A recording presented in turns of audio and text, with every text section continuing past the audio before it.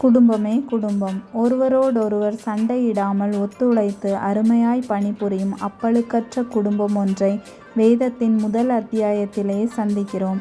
வானமண்டல குடும்பமாகிய சூரியன், சந்திரன், நட்சத்திரங்கள் தான் அது. குடும்பத்தின் திருப்பணி குறித்து அது நமக்கு அதிகமே போதிக்கிறது. யோசேப்பின் கனா நினைவிற்கு வருகிறதா? நம்மில் பலரது குடும்ப வாழ்க்கை கடவுளை அறியாதவரது குடும்ப வாழ்க்கையை விட அதிக வித்தியாசம் என்று சொல்வதற்கில்லையே ஏன்? வெற்றியுள்ள குடும்ப வாழ்வின் முதல் இரகசியம் அங்கத்தினர் யாவரும் சரிசமம் என்று புரிந்து கொள்வதில்தான் உள்ளது எனலாம். ஒவ்வொருவரது பணியும் வேறுபட்டாலும் தேவனுக்கு முன் உடலானது கழுத்தைப் போலவும் கழுத்தானது தலையைப் போலவும் முக்கியமானது. பகலில் ஆளச் சூரியனை படைத்தவரை துதியுங்கள், அவர் கிருபை என்றுமுள்ளது.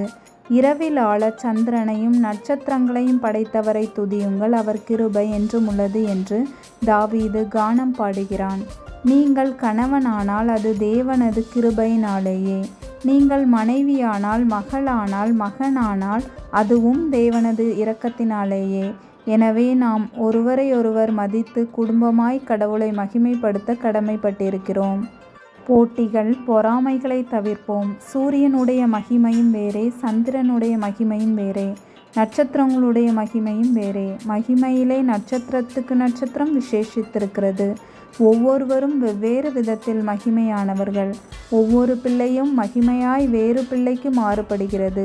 குடும்பத்தில் யாரும் யாரை காட்டிலும் உயர்ந்தவரோ தாழ்ந்தவரோ அல்ல.